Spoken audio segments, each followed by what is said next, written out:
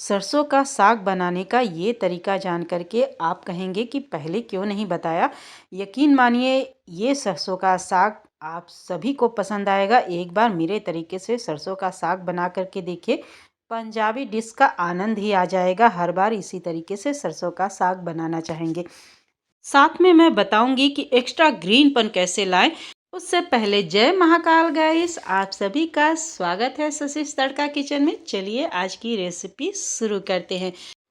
सरसों का साग हम बनाने वाले हैं, तो यहाँ पर 3 बंच के जितना मैंने सरसों का साग ले लिया है और इसे सुबह ही धो करके अच्छे से साफ कर लिया है। इसका सारा पानी सूख गया है। एक बंच जो मुझे मिला था वो थोड़ा सा मोटा डंठल का था, तो जो मोटी डंठल वाली सरसों की साग है उसे इस तरीके से डंठल के सारे रेशे हम हटा लेंगे और इसे फाइन चॉप कर लेना है। तो इस तरीके से आप सभी डंठल के रेशे निकाल दीजिए, क्योंकि इसको पकने में टाइम लगेगा, इसलिए इसके रेशे निकालना बहुत ज़रूरी है। और 2 बंच जो है मेरा सॉफ्ट और मुलायम था, तो उसके डंठल निकालने की ज़रूरत नहीं है, यानी उसके रेशे निकालने की ज़रूरत नहीं है। तो इसे रखते हैं साइड में। अब यहाँ पर इसका साथ देने के लिए, यानी कि सरसों के साग में कड़वापन ना आए उसका साथ देने के लिए मैंने 1 बंच मेथी का लिया है और 1 बंच मैंने बथुआ लिया है, 1 बंच पालक लिया है मैंने। तो इन सभी को भी फाइन चॉप कर लेंगे। पालक को हमें अलग ही काटना है, यानी मोटा मोटा इस तरीके से मैं काट लूँगी। इसका क्या करना है इसे मैं बाद में बताऊँगी। तो इसे काट करके साइड में रख देती हूँ मैं। मोटा मोटा ही इसे काट करके अलग रख दूँगी। और बाकी जो बथुआ है, मेथी है और सरसों है, इसको एकदम फाइन चॉप करना है, यानी बिल्कुल बारीक बारीक काटना है। इस बात का ध्यान रखिएगा, ये सबसे महत्वपूर्ण काम है। तो इसे ज़रूर एकदम बारीक काटिएगा, ताकि साग को गलने में टाइम ना लगे। और हाँ, मेथी जब आप ले रहे हैं तो वो थोड़ा नरम ही हो, नरम वाला ही मेथी लीजिएगा। ज़्यादा मतलब मोटे डंठल का मत लीजिएगा, कहने का मतलब मेरा यही है। और इस तरीके से सभी साग को मैंने काट करके साइड में रख लिया है, बिल्कुल बारीक बारीक।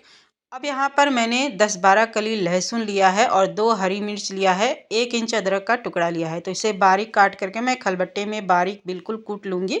आप सब चाहे तो इसे चॉपर में चॉप भी कर सकते हैं। चलिए ये काम तो हो गया। अब यहाँ पर मैंने कुकर लिया है। वैसे तो साग को हांडी में बनाया जाता है, तो मेरे पास तो हांडी है नहीं, मैं कुकर का ही इस्तेमाल करूँगी। सभी साग को मैं एक साथ डाल दूँगी दबा करके इसमें कुकर में, क्योंकि साग बहुत जल्दी गल जाता है।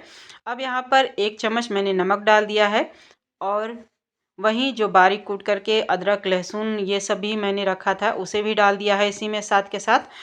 1 छोटा गिलास के जितना मैंने पानी डाल दिया है। अब बिना ढक्कन लगाए ही 1-2 मिनट के लिए हाई फ्लेम पर इसे थोड़ा सा गला लेना है। 2-3 मिनट के बाद इसे एक बारी आप चला दीजिए। और अब यहाँ पर 3 बड़ा चम्मच के जितना मैंने यहाँ मक्के का आटा लिया है। आप यहाँ पर बेसन डालना चाहे तो बेसन भी डाल सकते हैं, मैंने मक्के का आटा का इस्तेमाल किया है। अगर बेसन डालना चाहते हैं तो उसे भून करके डालें, या फिर सत्तू भी आप इस्तेमाल कर सकते हैं। तो देखिए थोड़ा थोड़ा करके इसमें मक्के का आटा डालना है, एक साथ नहीं डालना है। थोड़ा थोड़ा करके डालेंगे तो इसमें लम्स पड़ने का चांस नहीं रहेगा। और इस तरीके से मेरे पास जो मथनी होता है मक्खन निकालने वाला, वही इस्तेमाल किया है, क्योंकि मेरे पास तो और कोई मथनी है नहीं, यही है। बस इसी से साग को घोटने में जो मेरे हाथों की कसरत हुई है ना, वो मैं बता नहीं सकती हूँ आप सभी को। इसे घोटने में ही काफ़ी मुझे मशक्क़त लगा। तो अच्छे से देखिए यहाँ पर घोट गया है। पालक जो मैंने रखा था साइड में, उसे मैंने इस तरीके से थोड़ा सा पानी डाल करके ग्राइंड कर लिया है। अलग से आप ऊपर से इस तरीके से पालक इसमें डालेंगे तो आपके साग का कलर भी चेंज नहीं होगा, बिल्कुल आपका साग ग्रीन जैसा ही बनेगा। अगर आप इसे बॉयल करके ग्राइंड करना चाहते हैं तो पालक को आप उबाल करके भी पानी में अलग से ग्राइंड कर सकते हैं। तो उस तरीके से भी डाल सकते हैं और इस तरीके से भी डाल सकते हैं। ये आप सबकी चॉइस है कि आप इसमें ग्रीन पर लाना चाहते हैं तो इस तरीके से बना सकते हैं, या फिर साग को एक साथ ही आप पका सकते हैं, यानी घोट करके पका सकते हैं। तो चलिए साग मेरी तैयार हो गई है, अच्छे से मशक्क़त के साथ मैंने साग को खूब घोट करके पका लिया है। चलिए अब तड़का लगा लेते हैं साग में। तो तड़के के लिए मैंने खूब सारा लहसुन बारीक काट करके लिया है और 2 हरी मिर्च को बारीक काट करके लिया है, 2 लाल मिर्च लिया है और 1 इंच अदरक का टुकड़ा लिया है और 1 प्याज को बारीक काट करके लिया है। तो कढ़ाई में मैंने 1 बड़ा चम्मच घी डाल दिया है। घी या बटर का इस्तेमाल कर सकते हैं। घी में तड़का सबसे बेस्ट होता है, तो मैंने घी का इस्तेमाल किया है।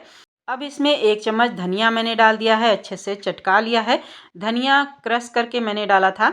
तो जैसे ही धनिया हो गया है तो लहसुन को डाल करके गोल्डन ब्राउन कर लिया है, यानी अदरक लहसुन पहले डाला है, उसे भून लिया है खूब अच्छे से, यानी इसमें ब्राउनपन आना ज़रूरी है लहसुन में। उसके बाद प्याज को डालना है और लाल मिर्च डाल देंगे खूब अच्छे से। सभी चीज़ों को भून लेना है और साग भी इधर खूब अच्छे से और मैंने घोट लिया है 5 मिनट। साग में अच्छा कलर आए उसके लिए मैंने आधा चम्मच हल्दी पाउडर का इस्तेमाल किया है। 1 चम्मच काश्मीरी लाल मिर्च पाउडर डाला है और इसे भी कुछ सेकंड के लिए भून लेना है। उसके बाद देखिए साग जो है पूरा इसमें डाल देना है, यानी तड़का लगा लेना है। पूरा साग मैंने एक साथ ही डाल दिया है और आप सबको दिख रहा होगा कि अलग से पालक को पीसकर डालने से इसमें बहुत ही अच्छा कलर आया है, यानी बहुत ही अच्छा उभर करके ग्रीनपन आया है। तो रेस्टोरेंट हो या होटल हो, इसी टेक्निक का इस्तेमाल करते हैं वो लोग भी, यानी खूब अच्छा कलर देने के लिए इस तरीके का इस्तेमाल करते हैं। तो देखिए तड़का मैंने लगा लिया है। अब कढ़ाई में डाल करके इसे 1-2 मिनट ही आप चला करके पका लीजिए, ताकि इसमें बहुत अच्छा सोंधापन आए। अब देखिए यहाँ पर एक ज़रूरी बात, अगर इसे आप इस तरीके से पतला ही खाना चाहते हैं तो इसी तरीके से रहने दीजिए, या अदरवाइज अगर आप इसे गाढ़ा खाना पसंद करते हैं तो आप गाढ़ा कर लीजिए। पहले भी हमने नमक डाला था, इसमें 1 चम्मच मैंने नमक और डाल दिया है और अच्छे से मिला लेंगे। साग को और टेस्टी बनाने के लिए चलिए एक काम और कर लेते हैं। तो अब यहाँ पर 1 छोटा चम्मच के जितना मैंने घी और लिया है और कुछ 2-4 कली जितना मैंने लहसुन बारीक काट करके अलग से रखा था और आधा छोटा चम्मच के जितना इसमें हींग डाल दिया है। यानी घी जब गर्म हो जाएगा तो हींग और अदरक लंबे स्लाइस में काट करके मैंने डाला है। इन सभी को डाल देना है और थोड़ी देर के लिए हल्का सुनहरा होने देना है और गैस का फ्लेम बंद करने के बाद इसमें आधा छोटा चम्मच के जितना डाल देंगे काश्मीरी लाल मिर्च पाउडर।